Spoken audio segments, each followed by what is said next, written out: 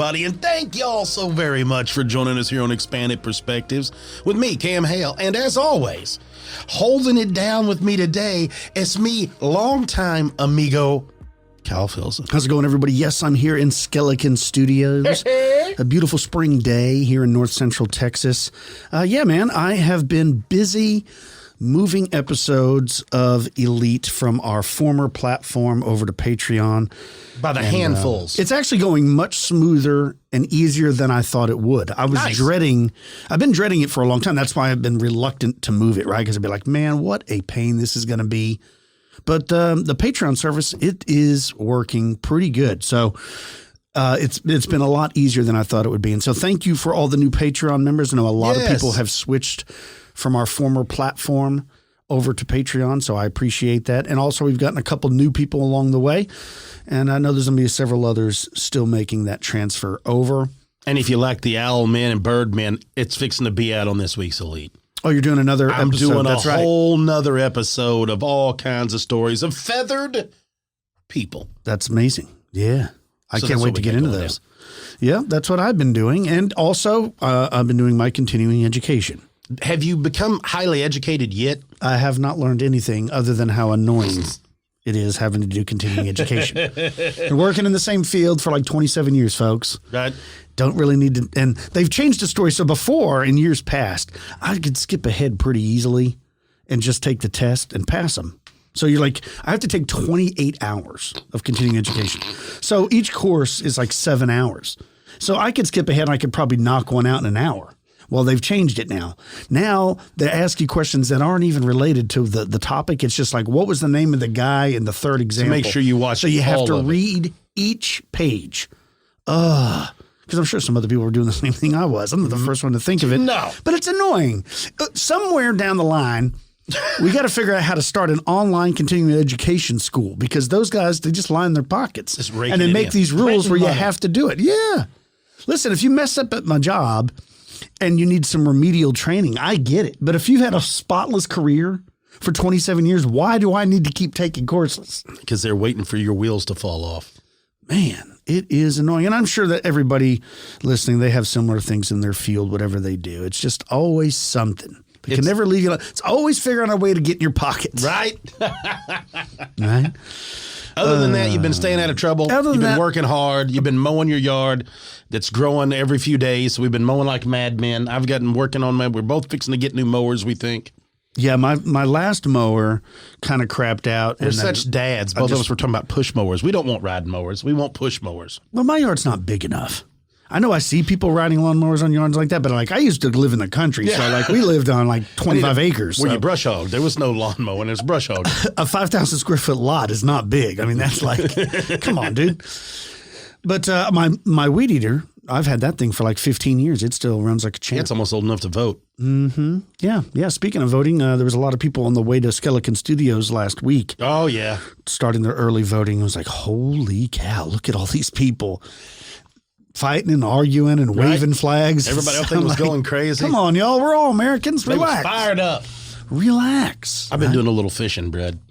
I heard that. I have not done any fishing this year. But I went and got my butt kicked by my family. My wife's one of those. She's one of those ones that just will always catch like more fish, the big fish. She just has that gift. And she did it again. She was just hammering fish left and right. She caught 2 on one bait. Threw out a rattle trap, had 2 bass on it when it came back in. I'm like, are you serious? Yeah, when the sand bass are running like that, you can catch multiple ones on the same lure. Oh, it's pretty cool, you know? Oh, yeah. I have not, I do have a trip coming up in June. Yeah, y'all head to the coast, right? Or July. We're heading to Alabama. So I am going to go do some fishing off the coast of Alabama because I've never done that. Nice. So I'm looking forward to that. Nice. Hey, I've got a story here I need to share with you. Now, I've been gathering some up of some strange military stuff. This one jumped out. I want you to listen to this. There was a U.S. Army Criminal Investigations report from the Iraqi War on something called the ghoul. Yeah, staying ghoul. All right, so listen to this. Lon sent this over because he knows, of course, how to get me every time. He's like, look, you need to check this out. Started reading it. This is crazy. This is what it says. I was an investigator with CID from 2004 to 2009 and served in Iraq and Afghanistan. Most of my work was related to various schemes by enlisted personnel like bribery, theft, and money laundering. In 2005, I was informed that I would be embedded with an Army infantry unit in a mountainous region somewhere in the Iraqi Kurdistan, northeast Iraq area. Now, I could go ahead and sound this out for y'all. Please. I'm going to give it a whirl. You ready? Yeah. It starts off with Sule. I can tell it's Sule Mania. Sule Mania Governorate. Sule Mania Governorate is this That's region. the name of the town? That's the name of the region. It's probably truly not the name of the region. It's just how I pronounced it. So now it's the name of my region. So that's what I'm saying here. And it goes on to say that once I reached my assigned location, we were briefed on strange activity that had occurred in a particular area just a few miles from the Iranian border.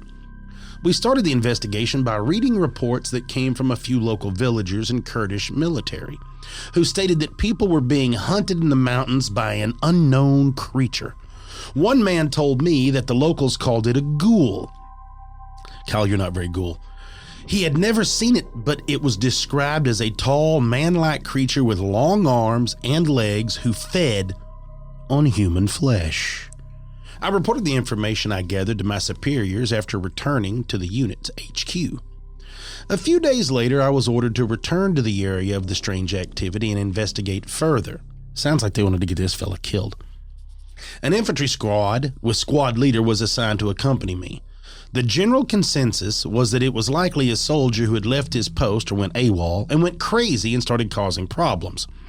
Armed conflict can induce the worst in people to surface. If this was the case and the individual was killing non-combatants, our job would be formidable. A few days of surveillance and searching, we still had no clue of what we were dealing with. If this was indeed a soldier or other civilian man, we would have seen him or gathered some evidence. I was starting to believe that this was a wild goose chase, but the villagers were insistent that there was something hunting them. So one evening, the squad leader and I were going over a report when we were alarmed by a god-awful scream that came from the direction of a mountain pass that we had just searched a few hours before. A few local people who had been outside quickly made their way home. It was obvious that they had heard this scream before.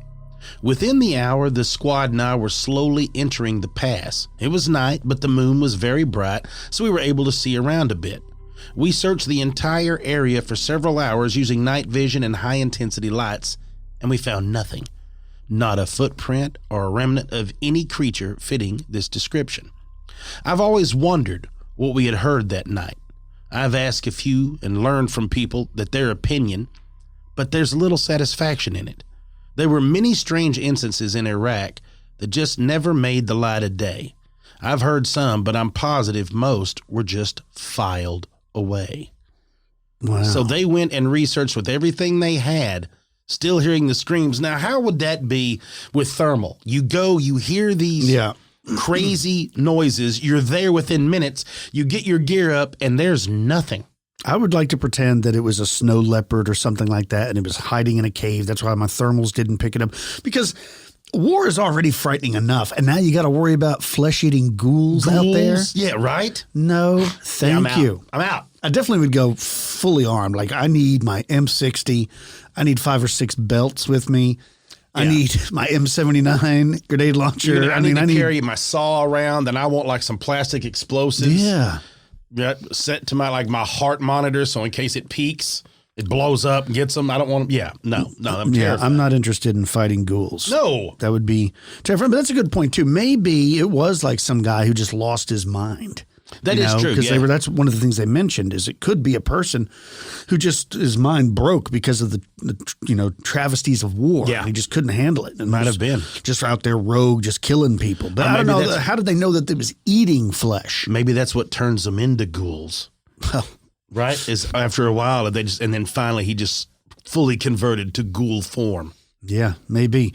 Check this out. This is pretty interesting. It says, when cell phones first started to get popular, my mom bought me, my sister, and herself all new cell phones on one condition, that if she called, no matter what, we always would answer. No excuses, every time. That sounds like somebody else I know sitting here.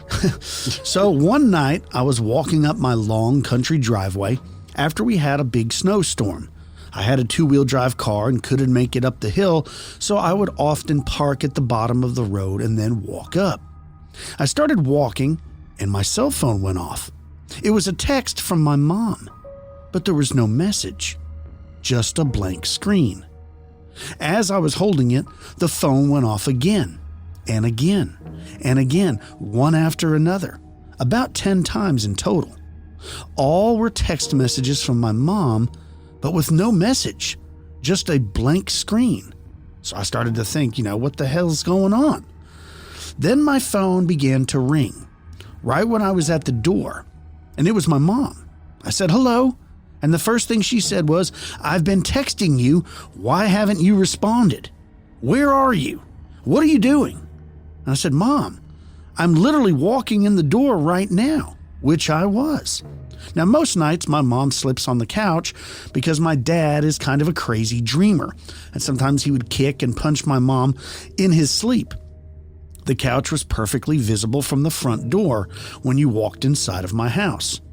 Anyways, all of the lights were off in my house as I walked in. I was just telling my mom, I'm walking in the door right now, and she said she really needed to talk to me whenever I got inside, to come talk to her. So I was kicking off my shoes at that point, and I couldn't really see anything. I said, okay, and my mom said, I love you, and I said, I love you too.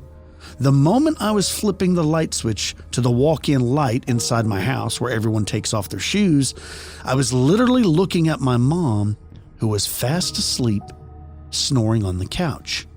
As I was saying, I love you too. Then I was looking at my mom sleeping, as I heard the phone click from the caller on the other end, hanging up. It couldn't have been my mom. I was so confused and scared and just in shock. My brain could not compute what had just happened. As I was standing there shaking and trying to grasp what happened, I could hear my mom moaning in her sleep. She was obviously having a bad dream, a nightmare. I turned on the living room light and I shook my mother awake. She flew up into a sitting position in panic, tears in her eyes. She was in full mom panic mode. She said she was having the worst dream, that I had been killed in a car crash. She explained how she was desperately trying to call and text me in her dream, but she couldn't dial the numbers right. No matter how hard she tried to open up a line of communication with me, she couldn't get her cell phone to work right, which I've had the same kind of nightmare myself. Utter frustration and panic. As she told me about her dream, I must have turned white from pure shock and confusion. She noticed this and asked me, "What's wrong with you?" I told her what had just happened, how she had texted me a bunch of times, but with only blank messages, back to back like 10 times. I also told her about the phone call. I told her exactly what happened. We were both dumbfounded, is the only way I can put it. Just pure confusion and excitement at the same time. There are no words to describe the way I felt that night. We decided to look at our call history on our phones, but there was none. It was like it never happened, but it did happen. As sure as the sky is blue, I know it happened. My mom knew I was telling the truth too. When the phone bill arrived that month, there was no record of what happened in the statement either. Super strange is all I can say. Super weird. I will never forget what happened that night. It has changed me forever. I don't discount crazy stories people tell because I know crazy stuff that seems impossible. Well, I'm telling you, it's possible. I know because it happened to me. Thanks for everything you two do. I hope you enjoyed my story. Stay creepy. Your friend, Allison. So she was receiving phone calls and texts that her mother was dreaming about doing. That's crazy. But it was manifesting in physical form. That, or the mother was taking Ambien. That is a possibility. Just texting, just randomly. It was I remember when I was in the hospital in 2020, the first 2 nights I was there, they gave me Ambien. My wife said I was just talking craziness. I've heard the stories about what you were. Oh, yeah. I thought Luke was a fighter pilot, and how come he wasn't getting into Top Gun and like just wild stuff? I don't remember any of it.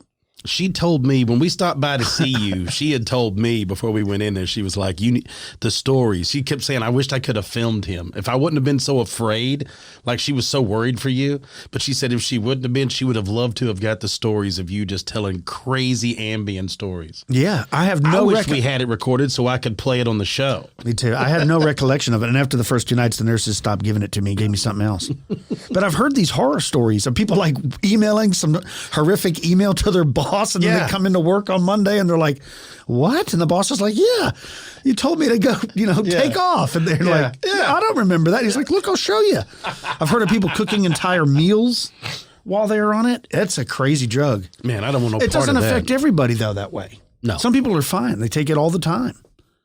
I take some Lumi Labs is all I need to go to sleep. Right? That's all I need. Speaking of all you need. All you need. This is going to be a little bit freaky. This took place in near Fort McCoy by Wisconsin National Guardsmen. Why don't you tell this when we get back from the break? Oh, okay. I can do that. Or in the outro of the show. I'm about to, because I want to get into some of these cool stories. Right. I'm going to be talking about something. I don't know if you're familiar with this. It's called GPT. Geographic Psychic Trauma. Are you familiar with this stuff? No.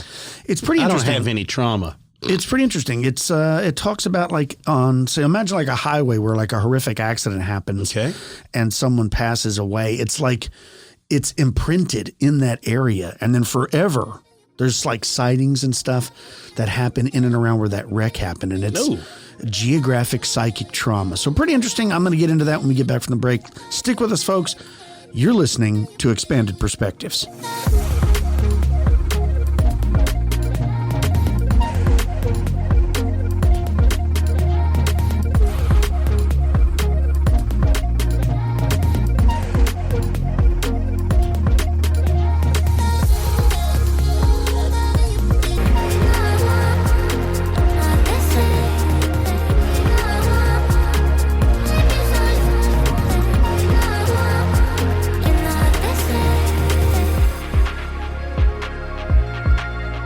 And we're back with Expanded Perspectives.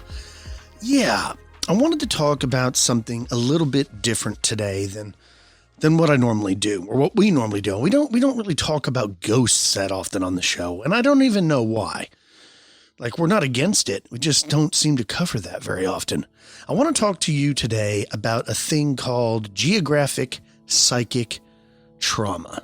Now, geographic psychic trauma is when a travesty happens, like a car accident or something happens and life is lost, and that area, for whatever reason, is like imprinted on. And this is where people have these continuing sightings of ghosts at that marker, that particular spot on the road, or that particular bend in the road, or that particular bridge, or home, or I guess ship, or U-boat, whatever it is. Something happened there, and it's created this zone, this area, geographic psychic trauma. It's imprinted for whatever reason.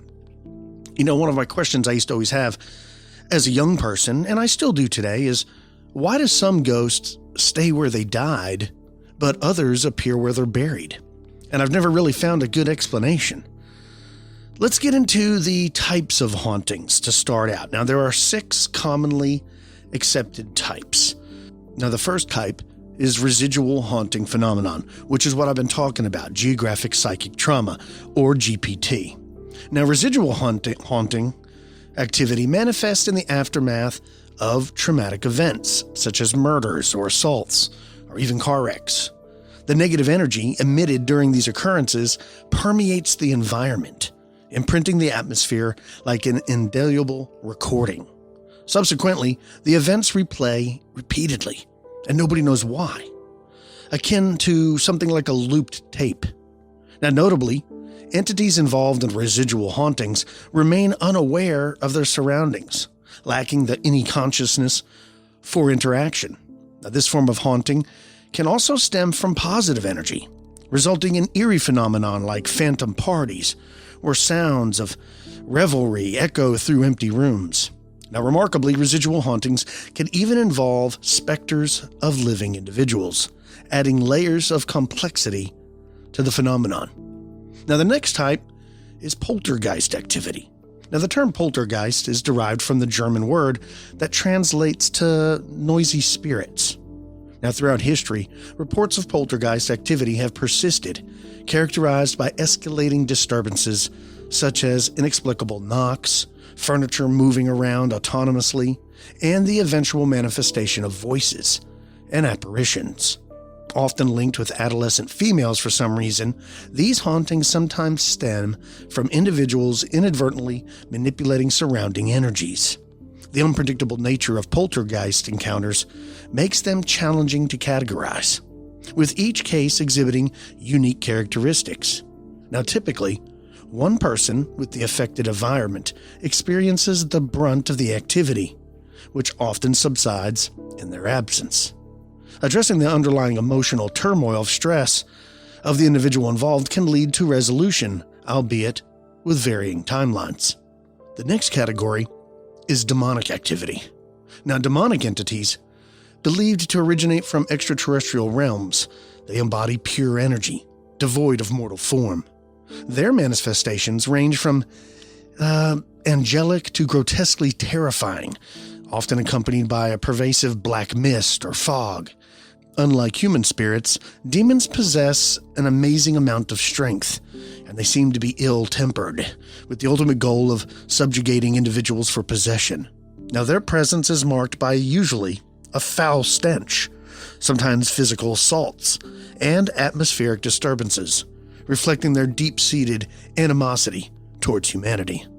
Now, while religious interventions may compel them to depart temporarily, demons remain resilient, capable of morphing forms and traversing vast distances effortlessly.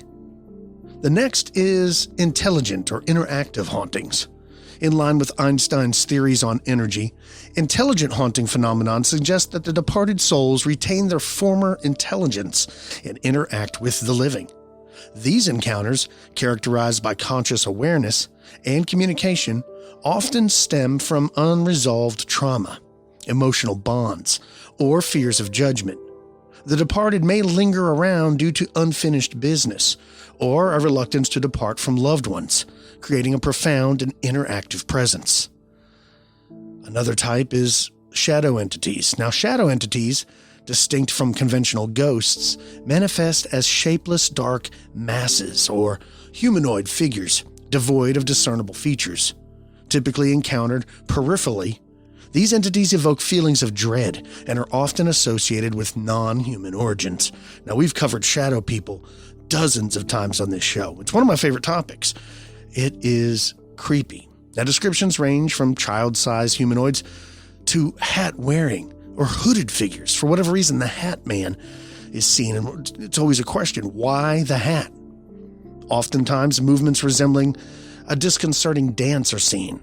The enigmatic nature of shadow entities defies conventional explanation, contributing to their mystique and unnerving presence. The last type, portal hauntings.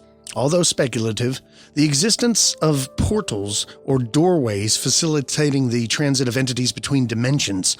These purported portals, not confined to specific locations, are associated with anomalous phenomenon like glowing orbs, strange creatures, and unexplained mists.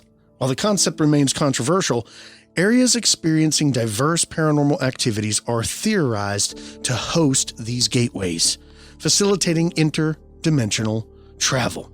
But I want to talk specifically about GPT on this show today. I think it's an interesting topic and I want to dig in more. Now, Geographic Psychic Trauma, or GPT, is the energy imprint on an object or an area as the result of a tragic or traumatic event. It is believed to occur when the soul, or your spirit, leaves the body so quickly that the consciousness attached to it, if any, is confused and cannot comprehend what has happened, or even where they are.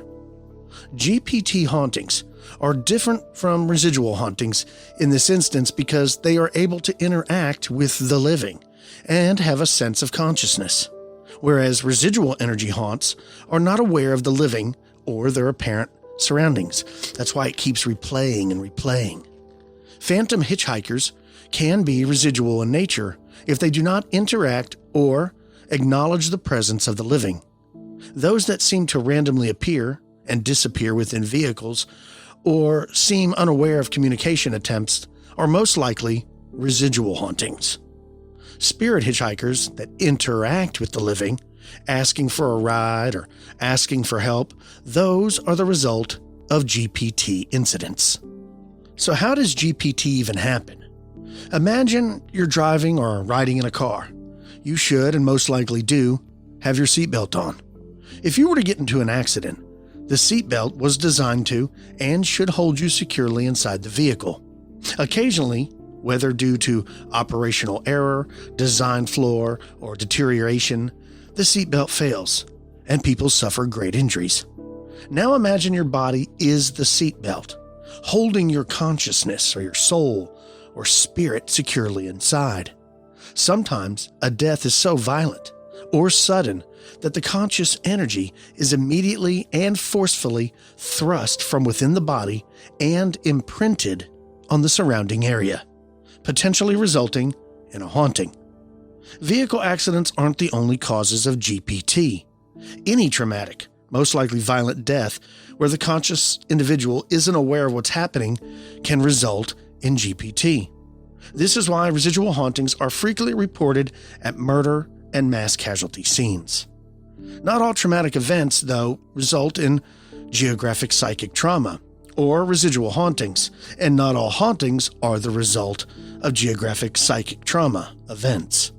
It's clear to understand the differences. Now, in the music industry, it, for some reason, has taken particular interest in phantom hitchhikers.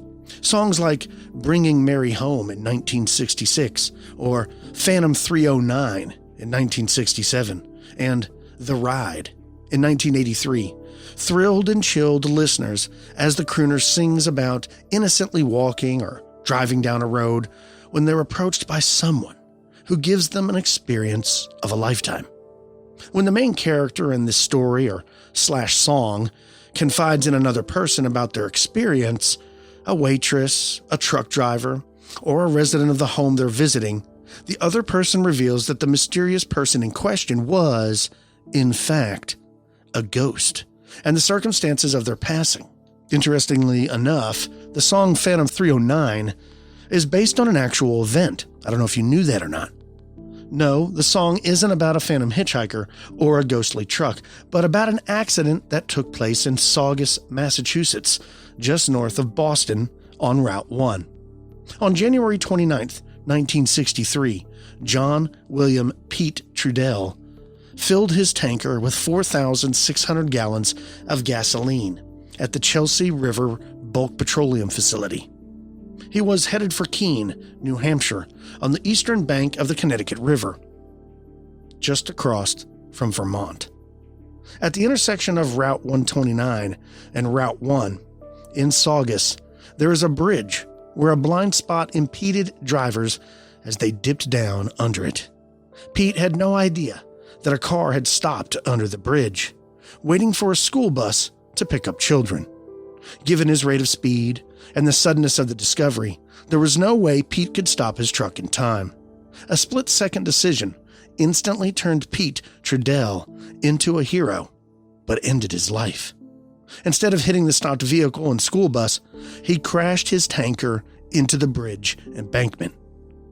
Pete was trapped inside the cab as the 4,600 gallons of gas he had been hauling burst into flames. Robert Mayer, the driver of the stopped car, also was overtaken by the flames. The bus was engulfed in fire, but all 6 children, plus the driver, had mere seconds to escape before the bus burst into flames. The heat from the fire was so intense that the steel girders on the overpass buckled. The bridge, blind spot, and hazardous dip in the road have since been reconstructed, making the area safe now to travel. the town of Saugus has erected a memorial to Pete and his selfless act that ultimately inspired a country song that peaked at number 9 on the Billboard Country Hits. In Phantom 309, the narrator reveals to a truck stop waitress generosity he received after hitching a ride in the rain and receiving a dime for a cup of coffee from the driver, whose name was Big Joe. The waitress tells him that 10 years earlier, at the very same intersection where he was picked up, Big Joe swerved to avoid hitting a school bus full of children. He lost control of the truck and was killed in the wreck. In the song Bringing Mary Home, closely resembles one of the most popular phantom hitchhiker stories known to lore. The narrator, usually a man, is driving down the road when he sees a young girl, sometimes in tattered clothing, sometimes in a dancing dress, needing a ride home. The kind narrator offers her a lift when he gets to the address given, and the girl is gone. Now, while the song does not depict this aspect, in the lore, there is sometimes a sweater, or in modern versions, a cell phone, which the narrator brings to the front door of the house, only to be told that the owner of the object had passed away on that very day any number of years ago. There is no known documented incident that spawned this legend, and there is a version in nearly every U.S. state. The closest lore with any substance is that of Resurrection Mary in Justice, Illinois. However, Mary vanishes as they drive past the Resurrection Cemetery, where she is believed to be buried. Sounds awful lot like a listener story, right? In the song The Ride, it's about a stereotypical broke, lonely country music artist hitchhiking from Montgomery, Alabama to Nashville, Tennessee, when he's picked up by a half-drunk, hollow-eyed man dressed like 1950 in a Cadillac. There is plenty of interaction between the narrator and the driver of the car, to include even bumming a smoke. The driver gives the narrator advice about his career, telling him how he needs to make people feel with his music and the other things he needs to do if he's going to make it in the business. Just outside of the Nashville destination, the driver stops the vehicle and declares that this is where you get off, boy, because I'm going back to Alabama. When the narrator goes to thank the driver, he refers to him as Mr., and it's at that point where the driver reveals that his name is Hank, alluding that he may be the ghost of Hank Williams Sr., who passed away suspiciously in 1952 of a heart attack. Now, Gary Gentry, who wrote The Ride in 1982, told Bart Herbison of the Nashville Songwriters Association International that he was inspired to write The Ride after lighting candles and calling out to Williams while inebriated. He said, "I said, Hank, why were you so big? Just because you died young? Show yourself. Help me write this song." I looked down that long hallway, and Hank was sitting there without a shirt on my couch in my living room.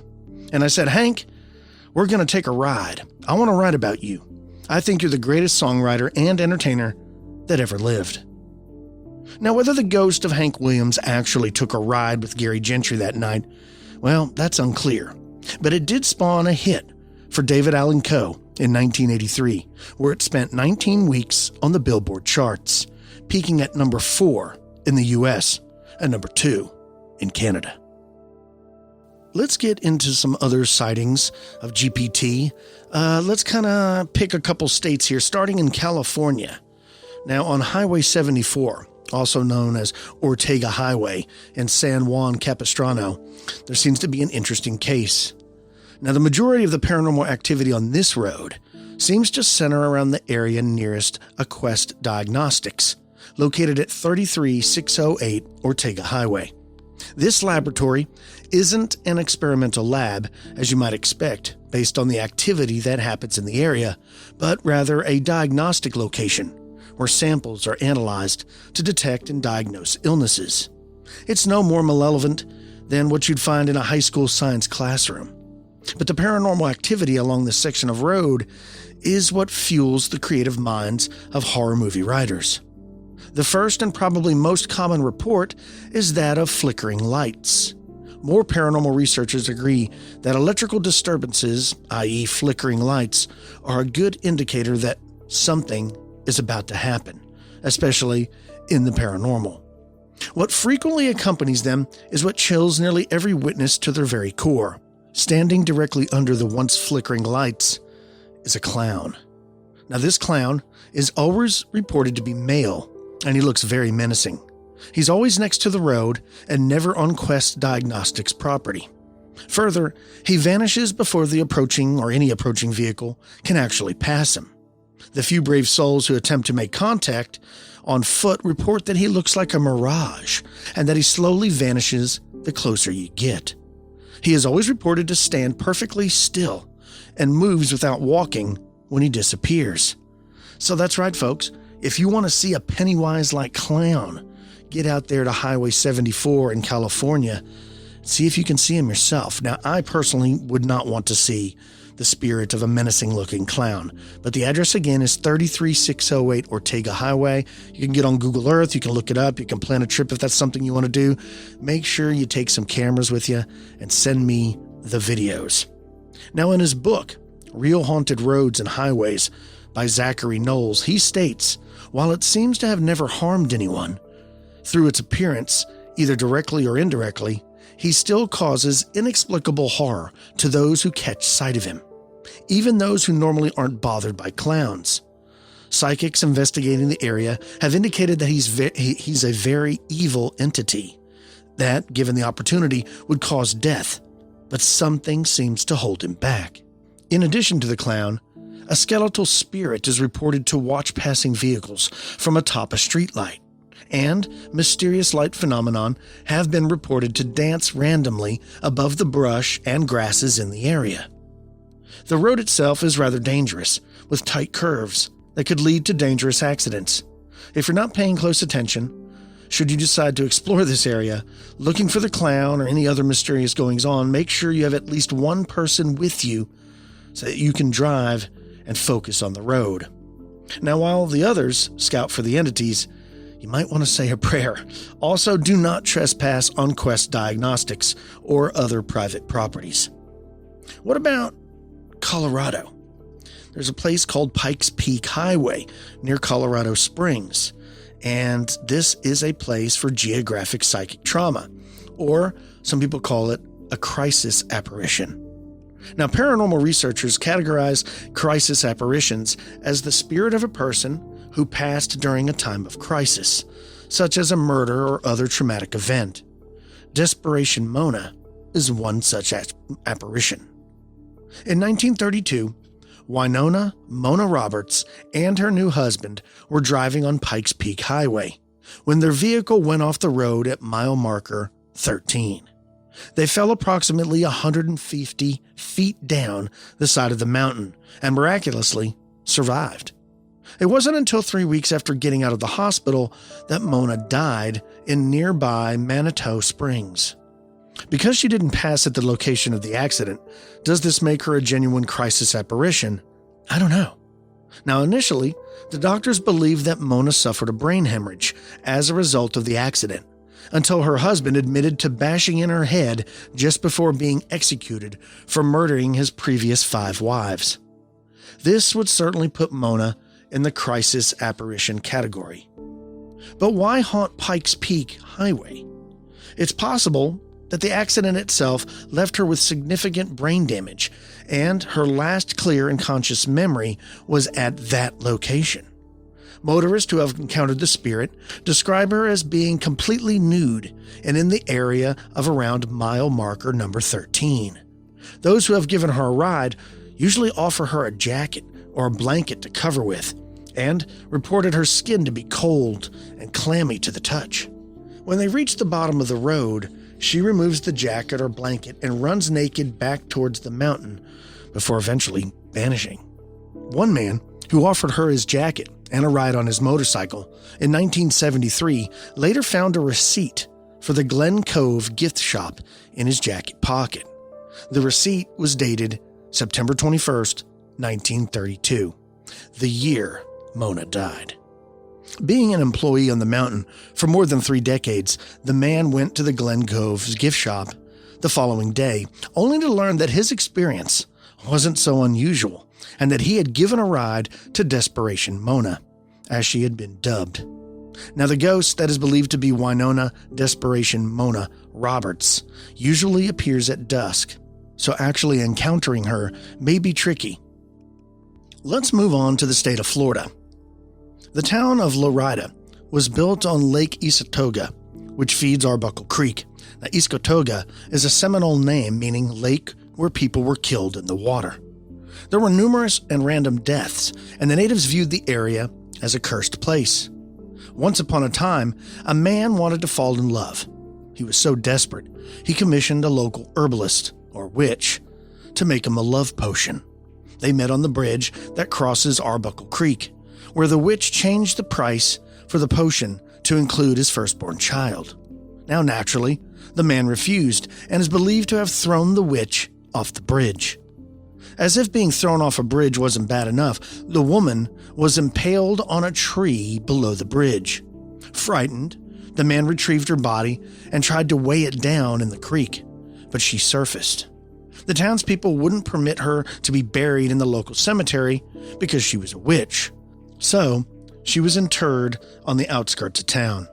It is not known if the man was charged with her death or even what became of him. During the 1940s, Lorida fell into a vicious cycle. Nearly half of the town's population died during World War II. The town began to fail, which led to people moving away to find better opportunities, which caused the town to flounder even more, which led to more people leaving. At some point, the death of the town was blamed, of course, on the witch.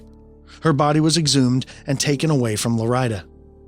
Up until this point, people would report seeing the witch on the Arbuckle Creek Bridge and in the back seats of cars as they drove over.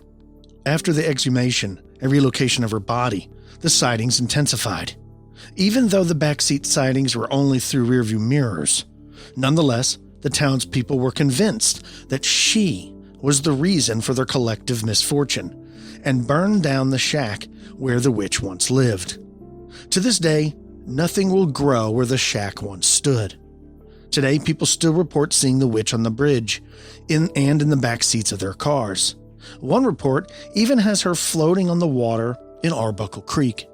They also report seeing a man and a young boy under the bridge or at a nearby boat launch. The boy is said to play with people's fishing lines. Legend tripper and paranormal author Christopher Balzano suspects that the man under the bridge is the man from the legend, and the boy is his son. He suggests that the witch ultimately got what she wanted. There's another place in Florida. Now, most paranormal researchers know about the I-4 Dead Zone. It is believed to be one of the most dangerous and most haunted stretch of highway in the United States. The purported paranormal phenomenon is varied, but the lore remains fairly consistent and is simply tragic. The area, now known as Sanford, Florida, was originally known as St. Joseph's Colony, led by Father Felix Prosper Swemberg. It was either a settlement for Swedish indentured servants or a settlement of German immigrants who purchased the land. The people who initially resided in the area worked the land to cultivate orange groves and celery fields. Shortly after a fire devastated the colony, Father Felix contracted yellow fever and passed away during a trip to Tampa. This led to an epidemic that brought the colony to its knees. 4 other colonists died from the fever, but without Father Felix, there was no one to perform the last rites.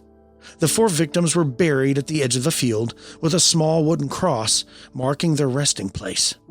The remaining colonists packed up and moved on. St. Joseph's Colony had floundered. Fast forward to 1877, when the town of Sanford was established, and in the early 1900s, a farmer named Al Hawkins purchased the land containing the 4 graves. Now, Mr. Hawkins and his wife felt that the proper thing to do was to let those buried on their property rest in peace. Mr. Hawkins died in 1939, and at some point during the 1950s, Miss Hawkins was persuaded by developers to sell the land for a proposed interstate highway. The contractors, architects, developers, and transportation authorities knew the graves were there, yet they chose to do nothing. It wasn't a reasonable request. to relocate the highway or the graves. It would have taken time and considerable funds to do either one. One official was believed to have said, "It's not an ancient Indian burial ground, they're just a few old bones." Well, construction commenced, covering the graves on what was left of the wooden markers, and Interstate 4 was born. The tragic events of I-4 began the day Sanford section of the new highway opened in 1963, with a jackknifed semi-truck that killed the driver.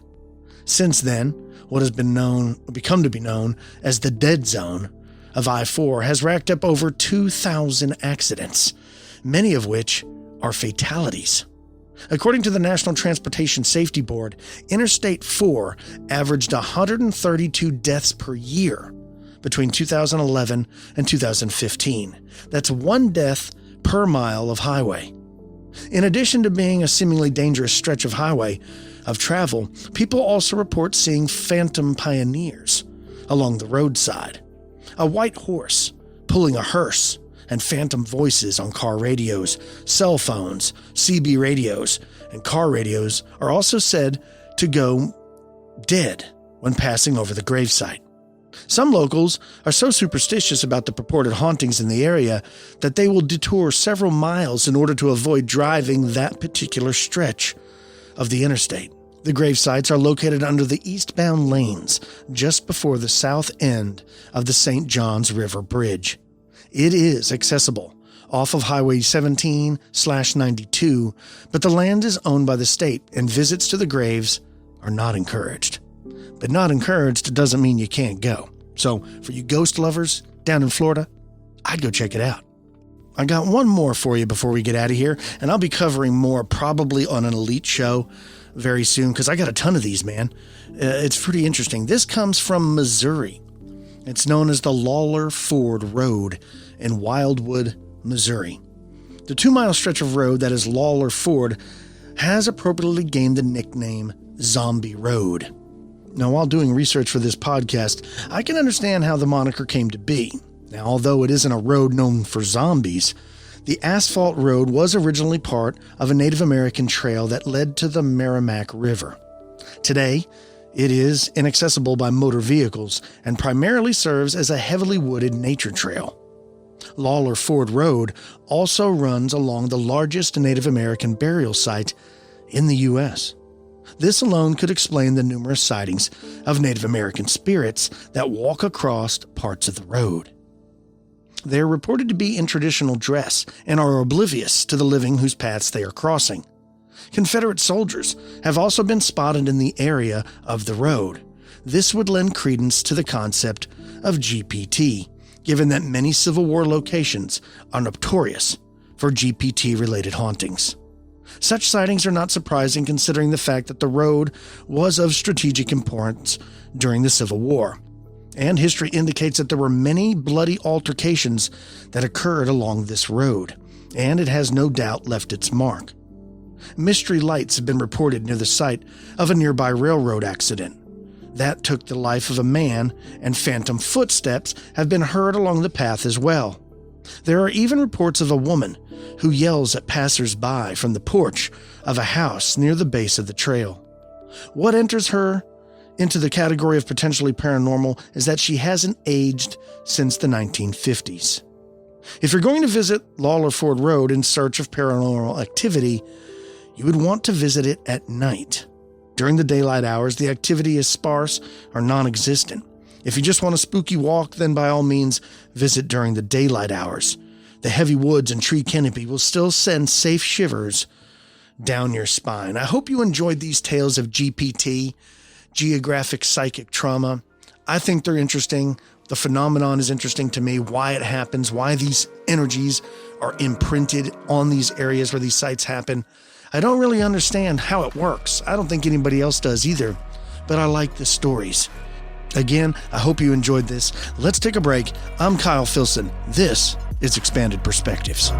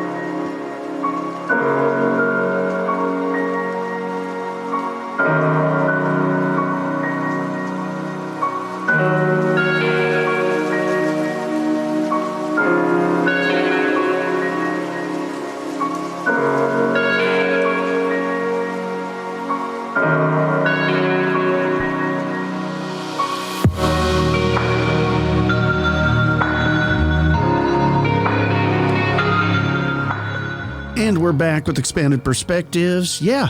Geographic trauma. Yeah, psychic trauma, geographic psychic trauma. It's pretty interesting. That's I guess I very never really interesting. thought about it.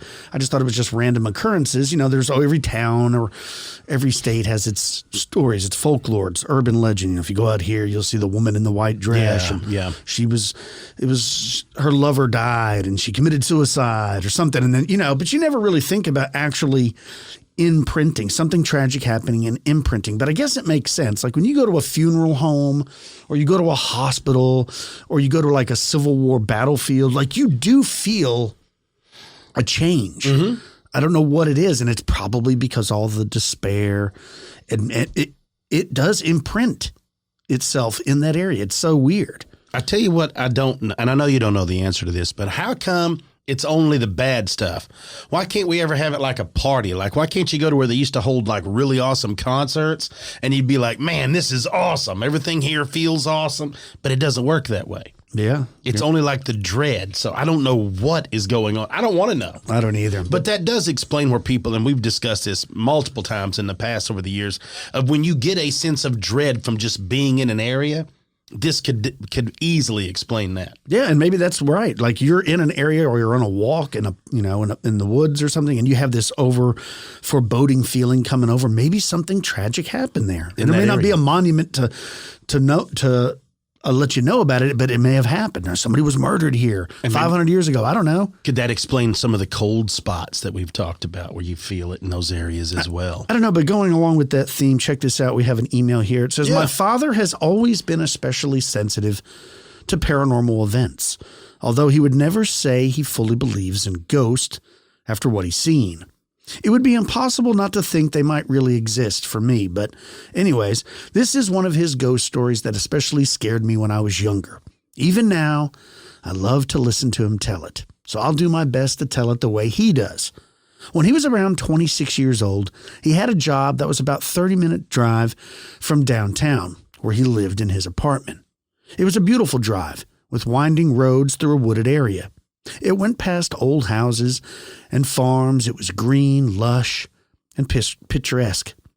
There was also a very old cemetery, huge, that he drove past.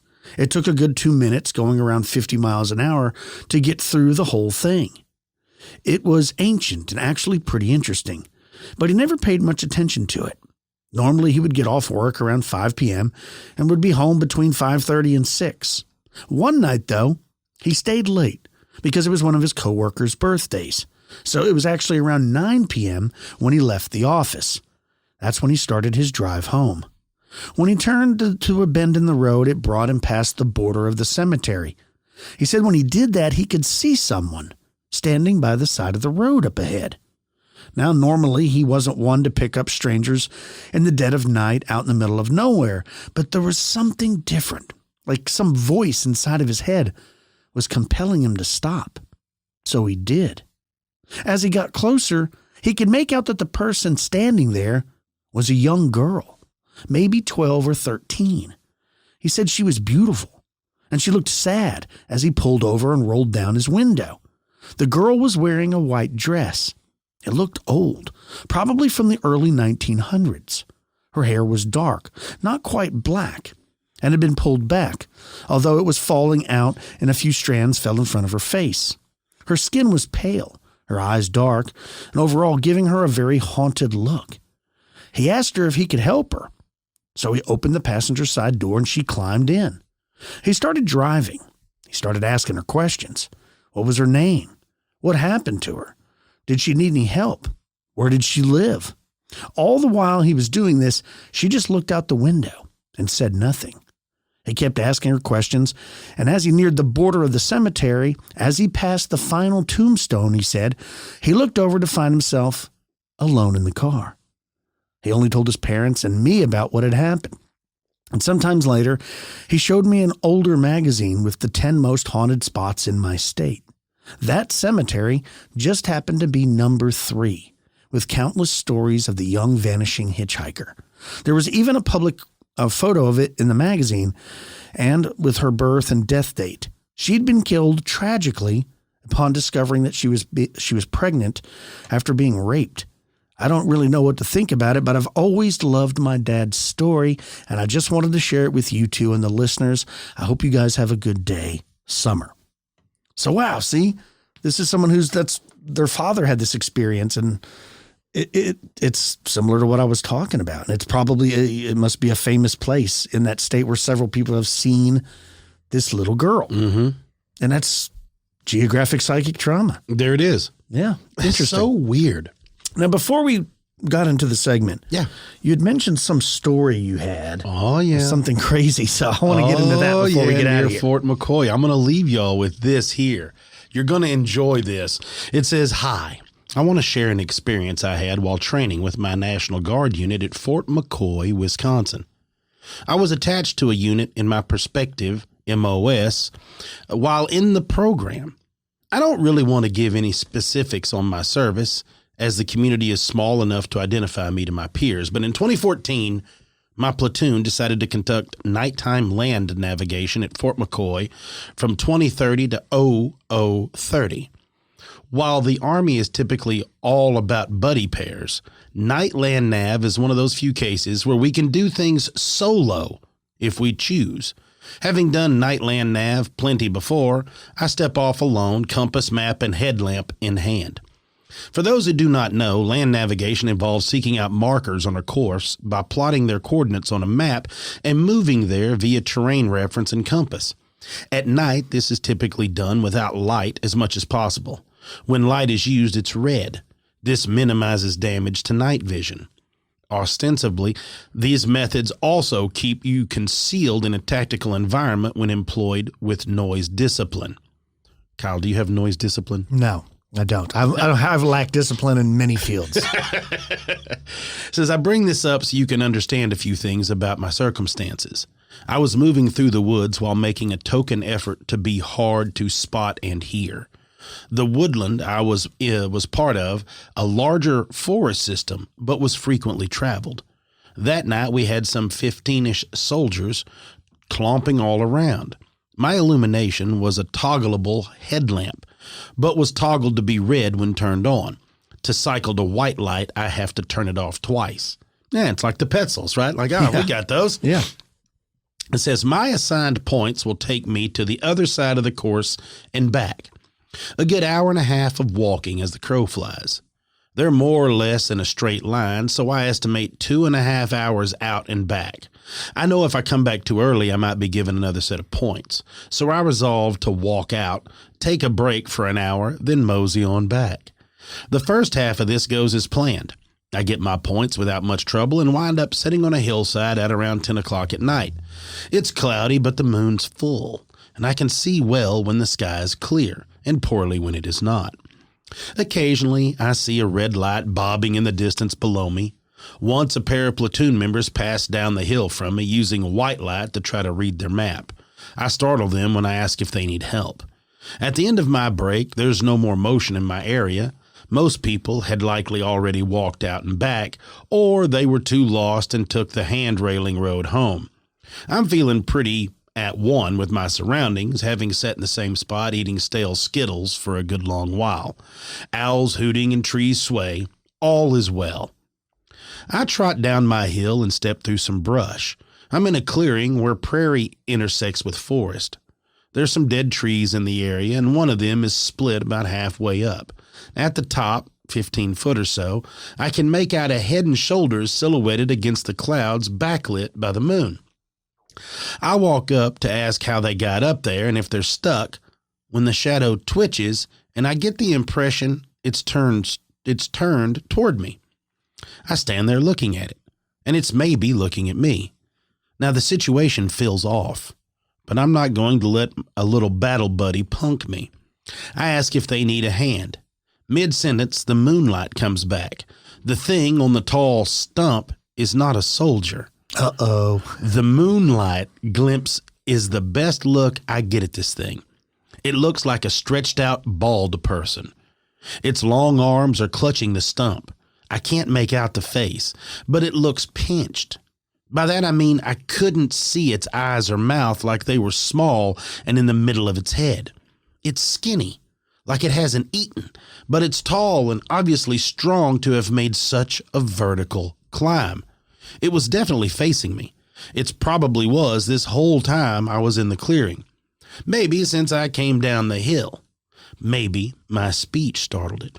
I swear loudly. It rapidly scurries down the trunk. I flick on my red light and I catch it on all fours moving toward the brush line in the direction I'm heading. Automatically, I keep toggling the lamp to be in the white light. That means it goes off, then to flashing red. In the flash, I see the thing at the wood line, but I think it's flipped around and is backing in, probably to keep eyes on me. In a few seconds it takes for me to get to the white light, this thing is gone. I scan the tree line, which is silent. When it moved, there was a scraping noise, plus the woodland brush is dense. If it was still running, I would hear it. I reasoned that it must have stopped. It must still be watching me. I fumble out my knife and keep looking around the woods in front of me. After ages, I start inching along a perpendicular path to my initial route of travel, an angle that will link me up with the hardball road that runs down and around the side of the course. Once on the road, I can take it back to where my platoon is parked. My major problem is that the road is 10 minutes of walking away from my current position, mostly wooded. Now that can't be helped. I have to get out of the clearing first. My progress on that front is painfully slow. I'm fighting my natural urge to freeze in place like a deer in the headlights. After sidestepping a good 10 meters, I hear a corresponding rustling and think I see movement. It's enough to get me to turn and bolt right into a downed log, which trips me. I scramble up to my feet and look back to the wood line, where there is an audible commotion. I glimpse a leg and butt moving back into the woods, and at this point, I'm done with the whole situation, but I don't want to run again. So I start power walking to the road, turning to look as much as I can while still seeing what I need to. Over the movement of my kit, I can hear it moving alongside me parallel. As I near the end of the clearing, I think I hear it picking up the pace as if to cut me off. I make the decision to sprint. When I enter the woods, my path is clear, but I think I can hear it in my periphery. Now, I don't stop and run hard until I hit paved road. I bite it hard a few times along the way, but recover with a frantic speed that I cannot consciously replicate.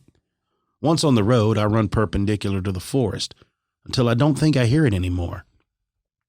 I'm winded from my breakout run, and from the middle of the road have good visibility and decide to walk to catch my breath.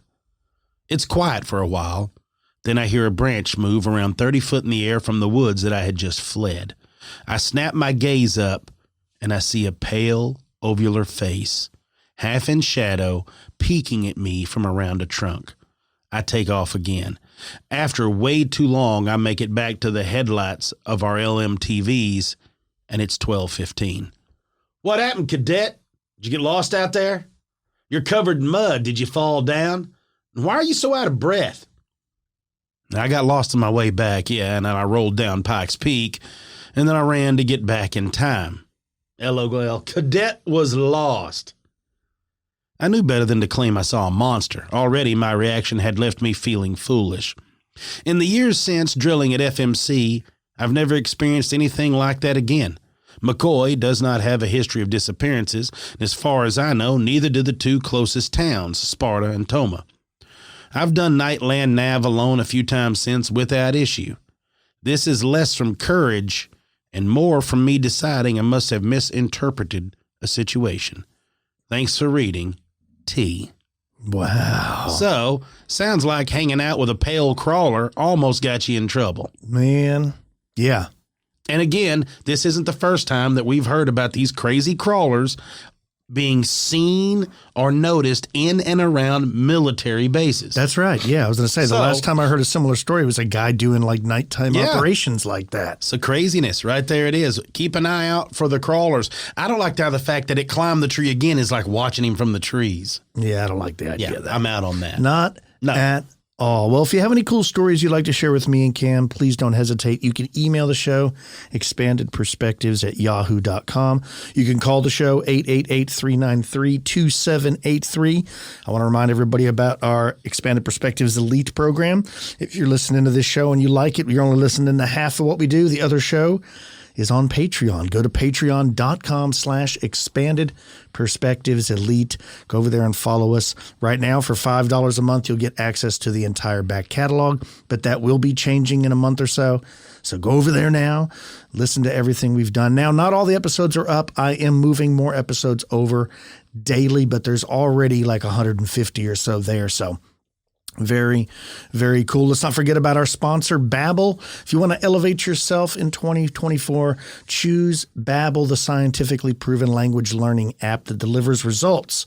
Here's a special limited time deal for our listeners right now. Get 55% off your Babbel subscription, but only for our listeners. You got to go to babbel.com/expanded.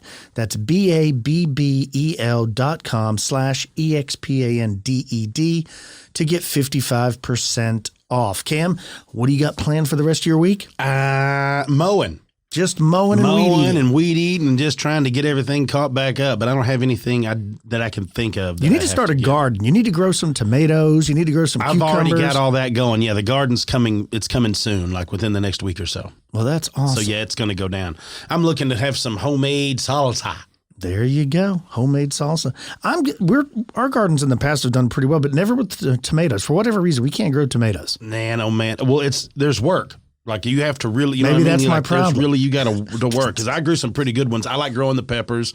My daughter wants. I'm gonna have to grow garlic and stuff like that. So yeah, she wants to really have one going, and I'm getting my cannery stuff all together too, so I can start doing. Because I want to make some pickles. Oh, yeah, there you go. Yeah, I want to start doing some more pickling all kinds of stuff. So, yeah, that's coming. Well, and, canning is a thing I used to help with my grandparents when I was a kid. That's kind of, some people are like, what are you, a prepper? But no, I mean, it just makes sense, your granddad had a badass garden.